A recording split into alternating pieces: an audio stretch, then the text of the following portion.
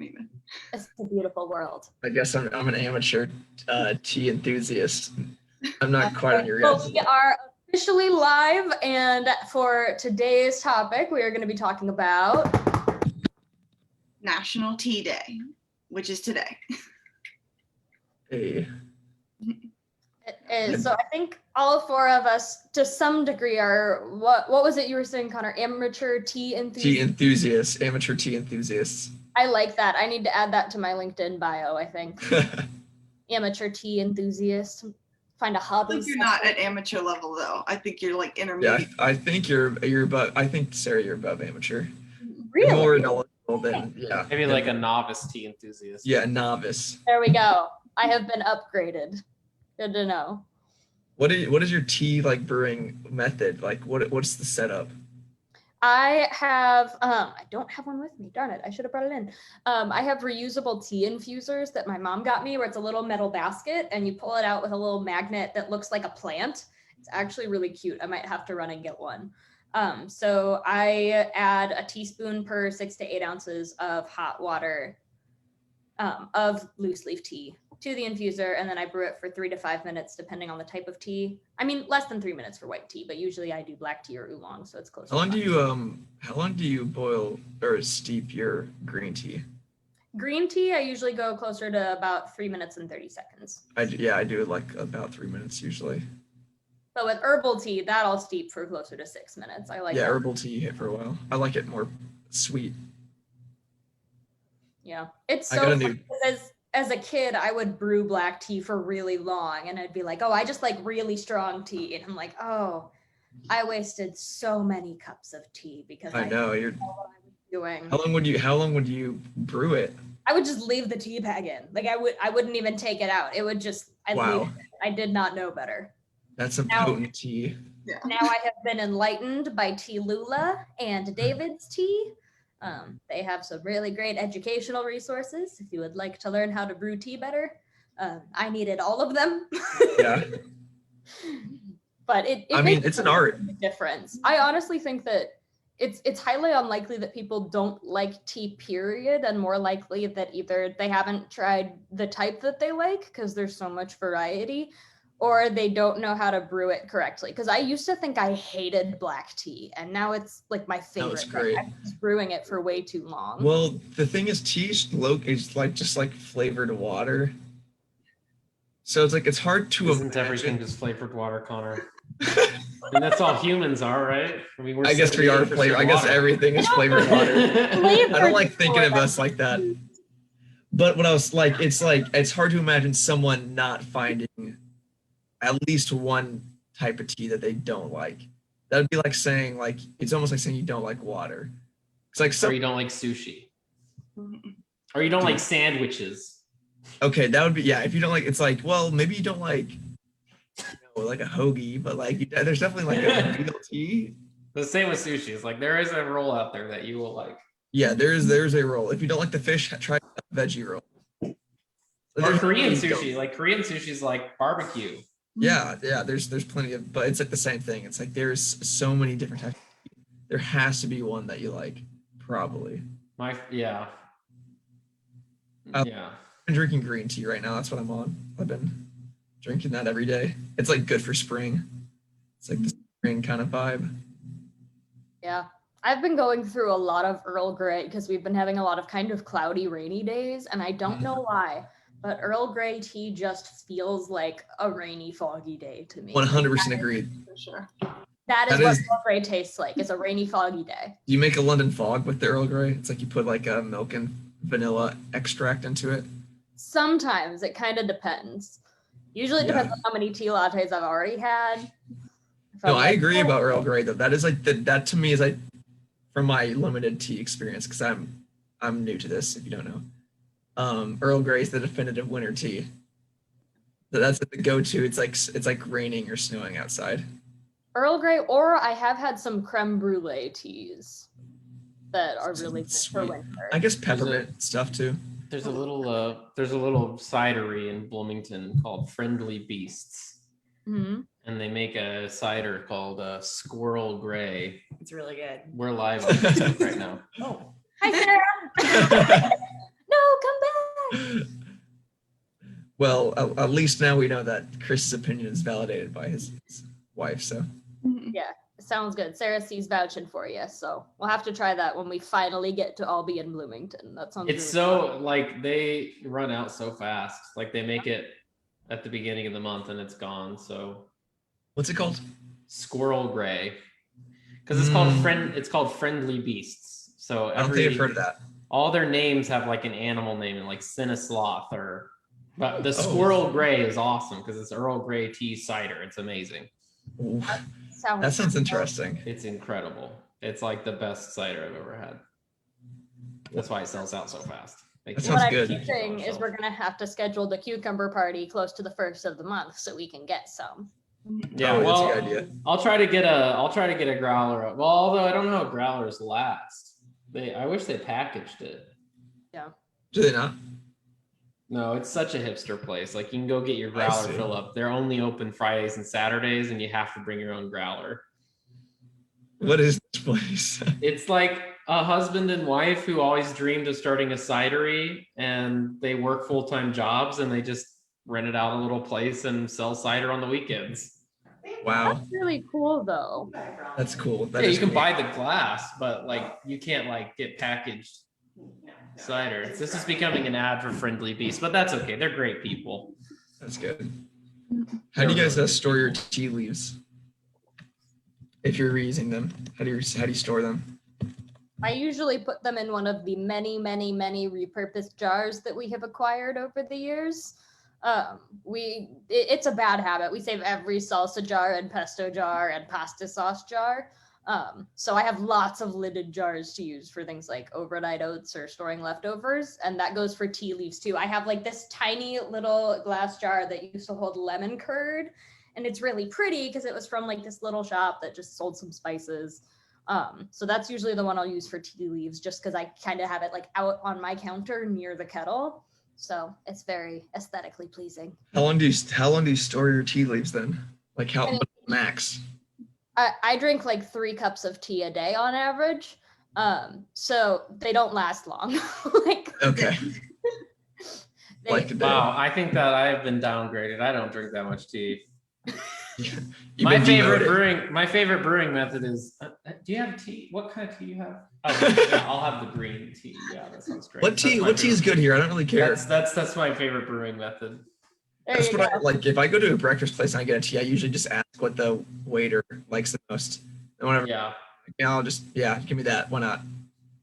I try to. There's this little place in Boulder that I didn't get to go to because we didn't make reservations in time. But next time I will go. That's a tea house, and it's like a gift from some foreign country. That's the Boulder's sister city. I forget the name of the country. It's some like country near Kazakhstan. For some reason I'm blanking on the name, but anyways, they gifted this little tea house to them, and they do afternoon tea like the British style. Oh, like a little brunch. Like they make like hold on, let me see if I can find it. But they like make you tea, and they make you all these little cakes. Sounds like a nice day. It's pretty epic, actually. Like next time we go, we definitely have to go because we gotta get whole some afternoon tea thing. It's called the Dushanbe Tea House. Dushanbe. It's very Dushanbe. Oh, it's Tajikistan. It's a gift from Tajikistan. That's what it is. So I guess. Oh, Chris, I know where the Friendly Beast place is too. I just looked it up. I rollerblade by that place sometimes. Yeah, it's on the trail, so that would make sense. Yeah, that if you ever want, well, I know you don't really drink alcohol, but if you ever want to try it, it is actually. Well, I'll maybe I'll get a sniff of it, and I'll taste it through my nose buds. You'll have a shot glass of cider. I'll have one apple cider.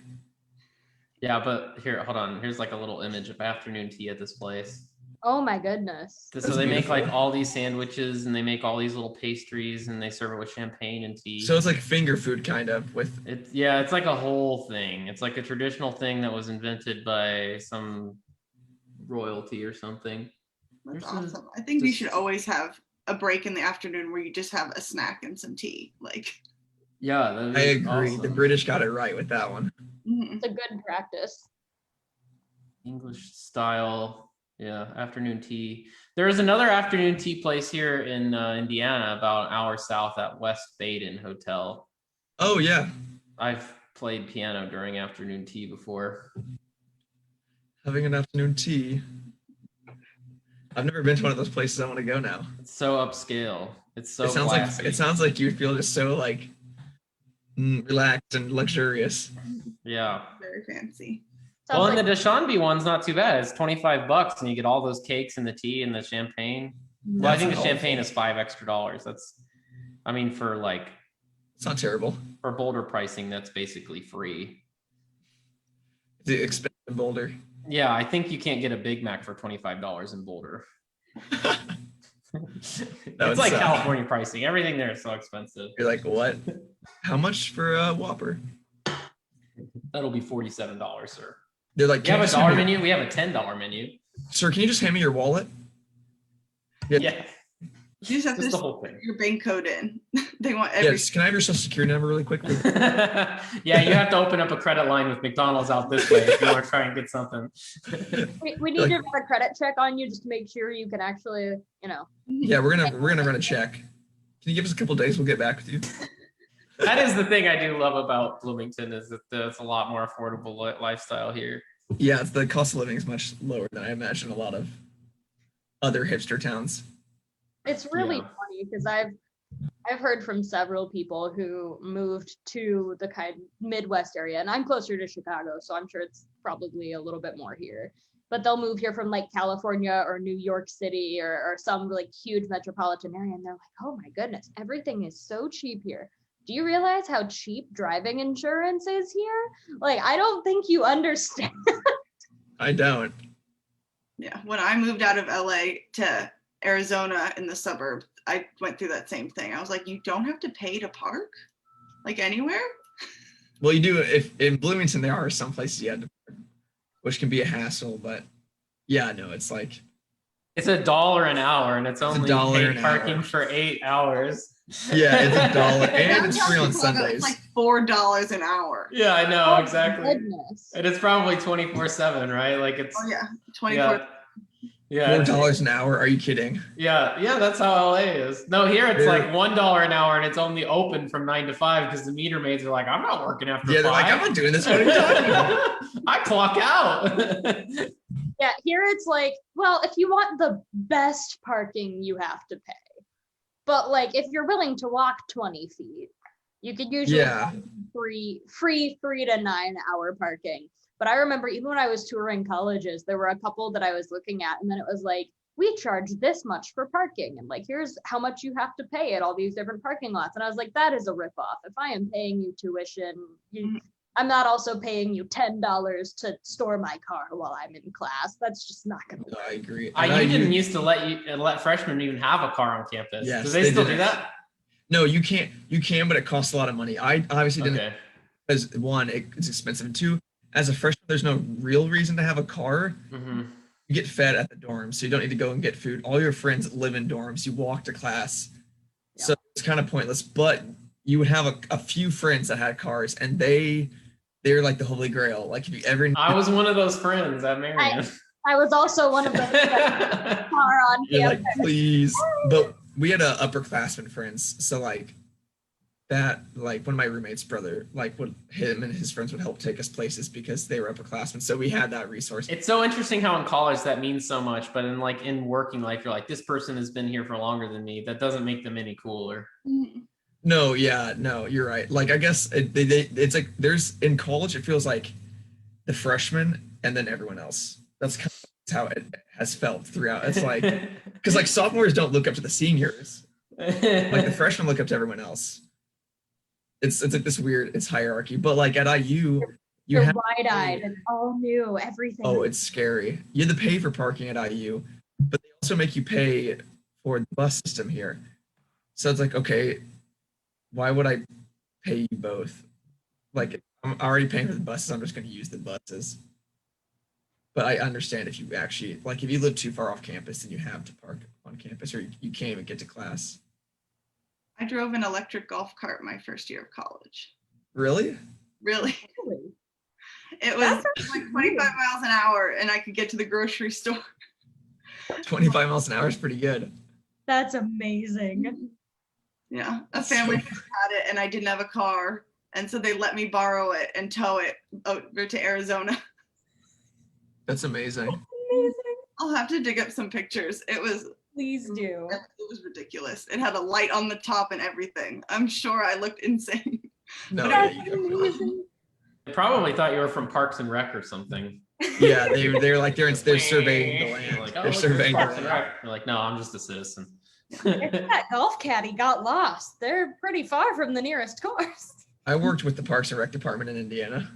Fun fact. Yeah. Yeah, it was like a summer school program, but it's like through the Parks and Rec department. Did you meet Leslie Nope? Well, the show's based off the Parks and Rec department in Indiana, so it's Yeah. you know, obviously those characters are like very incompetent in the show, so it wasn't actually like that, but it was just kind of funny, like being like, yeah, I work at the Indiana Parks and Rec department because of the show. That's awesome. Yeah, so that was funny. But you did it because of the show? I didn't do it because of the show. I just did it because it sounded like an interesting job, and you know, I was younger, so I was like, oh yeah, I could maybe probably handle that. I knew someone that became a trailblazer for the National Park Service. Really? How do you even end up with a job like that? By being like, I want to be a trailblazer for the National Park Service. So how does that work? Do they just like go out and just find like just potential trailings and? Yeah, I guess they build trails. I think he works in Alaska. What? That'd be terrifying, honestly. I couldn't do that. Dude, no one out there just fjords just for like miles, and you're just like out there like literally making your own path. It's You're not literally making a trail. like And you're like, making. a oh, trail. this section has a 4,000 foot drop. That's maybe a little too dangerous. Probably shouldn't. Well, maybe. Been like, well, maybe we could. Maybe we could put one of those like really dinky little chains with like. Yeah, we'll thing put a in the rock. sign that That'll says work. like, Oh this yeah, is- signs they work pretty well. Rockfall. yeah, watch out for the rock fall.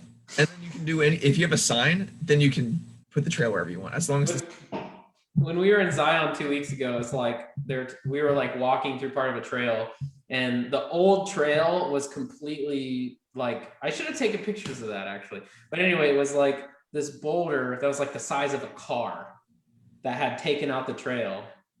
And he's like, yeah, that's the rockfall that happened here just the other day. And I'm like, oh, well, does rockfall happen in any certain conditions? They're like, oh, it's completely unpredictable. I mean, it could happen at any time. and you're sitting there like, He said that they were like, one time one of their shuttle drivers saw a rockfall happening and was driving away from the rockfall as it was happening. And he was like, it was shaking the ground because it's like so intense. Like these boulders are the size of cars, and there's hundreds of them falling down 1,000-foot cliff. So it's like an earthquake. that's awful.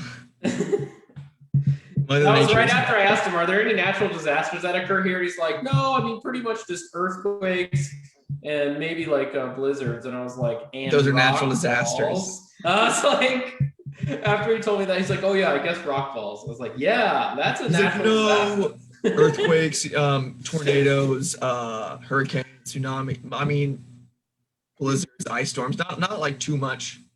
Tsunamis. It's not too bad. Not too. Just basically all of them. There's also, mountain lion attacks and Yeah. There's also Yes. animals, wild animals. Those happen. When it's a big park. So deadly snakes. I Just stand by happens. my theory that deciding where to live in the US is mainly just deciding what types of natural disasters you're willing to put up with. Yeah. it's like, oh, it's freezing cold, or oh, I'm living in like a tornado valley. Or like, Yeah. there's droughts that happen on a regular basis. The country's so big, you just like there's whatever spot you pick, it's gonna be some sort of something. Yeah. It's just destined to happen. I think I like just like severe storms. That's a good place to be. Yeah, that's not. You can put up with those for the most part. I hate earthquakes. Dude, earthquakes are scary. I've not been through a big earthquake, but they've not been that bad. But I was in the shower like a few months ago and I thought an earthquake happened. Yikes. But it wasn't an earthquake. I don't even know what happened. Yeah, in California, that's not a question. You're not like, was that an earthquake? It's like, that was an earthquake. They're scary. Even the little, I've only experienced little ones too, but I didn't like it. It is a very weird feeling. It's so disorienting. It's like vertigo. I feel like I can't walk in a straight line when it's going on. But you can't. It's like you're discombobulated basically. Like you're just thrown out of whack. I didn't realize until like middle school that not every school did earthquake drills. Like they did. Yeah. So you have to just sit under your desk for 10 minutes. Did you do tornado did this. drills? Nope. That's what we did when I was a kid. Tornado drills are the one where you go out into the halls and like. In Yeah. Florida, they don't do any drills. They're just like, you need to leave. Because we Yeah. know a month before it happens. Yeah, it's like there's water coming and just leave. But the culture of Floridians is like, I'm not leaving. Like, no. It's the one type of disaster where you have so much forewarning that it's easy to leave and like go get out of harm's way. But it's also concurrently the one culture in the country that's like, screw that. I like to imagine it's like someone at Disney World and they're like there for only like a week. And someone's like, you got to be here. And they're like, you don't even live here. They're like, well, I already bought the tickets. Yeah, well, Orlando can't get hit that hard anyway. Yeah, you're right. No, tornado drills are weird. Like, that was weird. We did those a lot. Like, we did them like, it felt like once a month. Like, they would just get on the announcement and be like, okay, tornado drill, go out to the hall. And then you go out there and just sit there in silence for like 5 minutes. And they just be like, okay. Yeah, that sounds way more terrifying to me than an earthquake, but probably just because I grew up with that and I didn't grow up with tornadoes. Well, if you think about like training people for a tornado drill, that's a fleet of children that convince that they need to go on hall and sit there and cover their heads in silence. It's like you have to do it every month. Mm. You know, it teaches them. But like my friends from like California and stuff that are here like are terrified of the concept of a tornado coming. And of course tornadoes are awful. But it's, you know, I don't get is people who will live somewhere where tornadoes happen frequently and not have a plan for a tornado. That worries me so much. Where it's like, oh, there's like a tornado watch. If a tornado hits while we're here, where do we go? Oh, I don't know. We don't have a basement. I don't know where we'd go. And I'm like, you don't know? You're not like oh, maybe outside. Maybe I'll go outside. Yeah, actually, we have I have a client from Oklahoma, and I was talking to someone out there, and I was like, oh yeah, you guys get a lot of tornadoes out that way, and they're like, yeah, we do. And I was like, I bet you all have basements, and they were like, no, none of us have basements. You're like, And I was like, wait, what? They're like, yeah, basements aren't really a thing we do in Oklahoma. And I'm like, But why? what? That's the one place where you would need a basement. so that is the state that you need the basement. That's the one. well, if That you don't is have the a state. basement, at least know what like room in the house is most secure. Oh yeah, No, like like, the It's closet under the starting to stairs. snow out here. Oh, it's Huh? snowing? Yep. Yeah, it snowed hardcore here. It is sunny with blue skies here. I don't understand. I was joking We're with like 45 minutes away. It's the lake effect. That's Yeah, gotta be That's so it. wild. I was joking just yesterday that it was actually nature that got high for 420. They're like, snow. Ah, 60 April degrees snow. and snowy. Just kidding. It's 20 degrees and snowing. Oh, it was 60 degrees yesterday? Whatever. It was 60 degrees and sunny at like 10 a.m. and then it was like 20 degrees and snowing at 6 p.m. Yeah, that's wild. And the snow's kind of stuck a little bit actually. Frosted over. Yeah, actually, the craziest thing happened. I was going on a walk and all the spring flowers have all bloomed, and now they all have icicles on them. I've Yes, never it's seen a weird look. spring flowers with icicles, but it's actually gorgeous. It is like the grass was beautiful. It was like crystallized. It was a really weird look. All the trees looked really pretty. It's a weird thing to see. I'll have to go outside later because they just planted the tulips downtown like last weekend. I hope they don't die, but maybe they'll be pretty. It looks cool, honestly. An icicly flower is kind of a unique thing. You don't see that very much. No, you don't get that very often, do you? Maybe in like Alaska or something. Alaska, the final frontier. The final frontier. Alaska's a weird concept. Yeah. Place. Why That's is just like Alaska a weird concept? it's a huge like open state. It's just like that is so much land that we just have up there. And it's just like, oh yeah, like there's just so much of this we haven't even like seen. So much of it you can't get to unless you fly there or like take a Yeah, boat. it's just You cannot drive crazy. to so many places. Yeah. That's weird. So back to National Tea Day. From Alaska. From Alaska. Are there teas from Alaska? That could be a research question.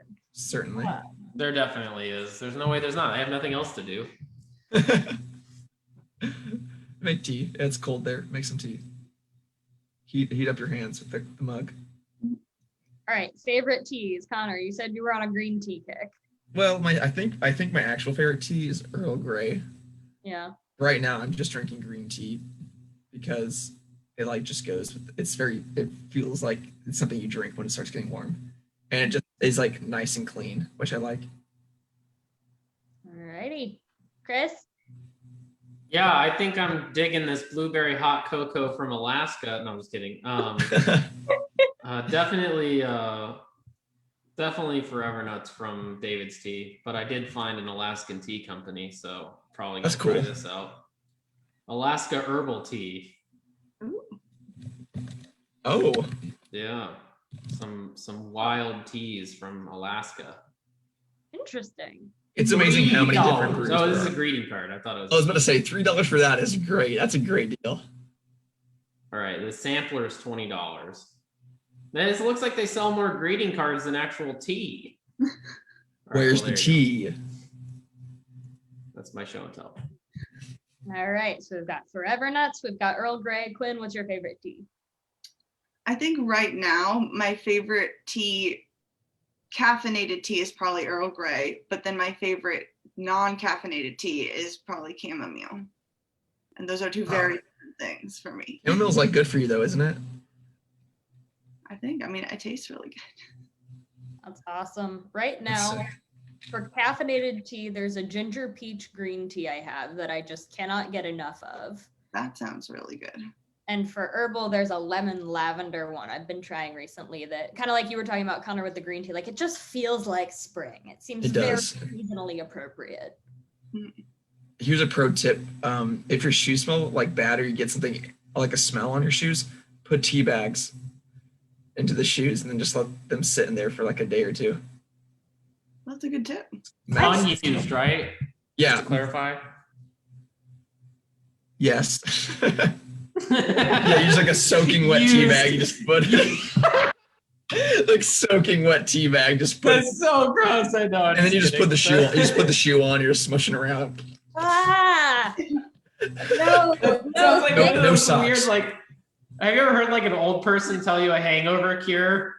Yeah, they're like, oh. That sounds like one of those. It does, but no like, socks. So what you want to do?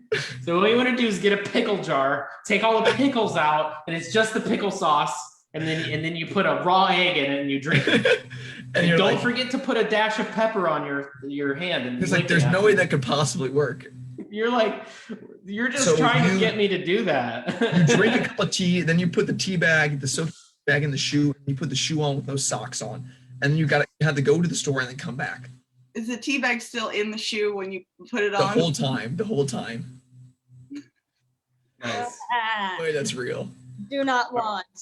All right. Well, the nice good finale for today is I didn't know this until just now because we're talking about teas, but there is a tea house in Bloomington that does afternoon tea.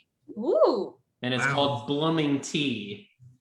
That makes complete sense. So I'm going there, like I'm reaching out to them right now, and we're gonna do afternoon tea there. Yeah, we should. Dude, that looks amazing. If they have cucumber sandwiches, post it to our Instagram. Yeah, I'm sure that Connor and I could just do an entire filming series at the tea house. Yeah, we'll just do a little vlog. I don't know what would the theme be like. Two cucumbers get tea. Yeah, I don't know. Tea and cucumbers. Kind of like there's like tea a with cucumbers. Sympathy and like spin-offs with that. Tea with the cucumbers. Oh, I like that too. That almost makes it sound like a talk show. Like exactly, tea with the cucumbers. Tea, the drama. I like that idea. idea. Like that. It could be like an interview show. Mm-hmm. Welcome to tea with the cucumbers. Welcome to tea with the cucumber. We like bring all this equipment with us. And they're like, Yeah, we're like, what are hello. you doing? They're like, oh yeah, we're just gonna film Hello. here. And We're just meanwhile, gonna- there's like little kids there with their grandma for afternoon tea. Like, what do those people have? We're like, we're filming. It's content. Everything is content. Everything is content. Everything. On that happy note, any other National Tea Day things we want to share with the audience? Nope. All right. Well, in that If you case, have a local afternoon tea place, go there soon because Yes, I go bet there. that's awesome. I've never actually done that before, but it sounds cool. Yes, sounds sick. I'm inquiring now. and if you have a favorite tea, drop it in the comments. Let us know. We would love to hear from you. All right. We'll see you next week. Bye. See ya. Bye.